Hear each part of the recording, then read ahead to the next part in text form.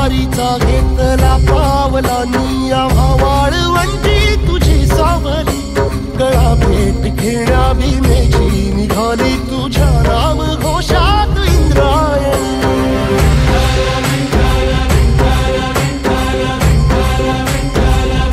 भिडे आसमंती ध्वजा वैष्णवांची उभी पंढरी आज नानावली तुझे नाव ओठी तुझे रूप ध्यानी जीवाला तुझी आस गा लागली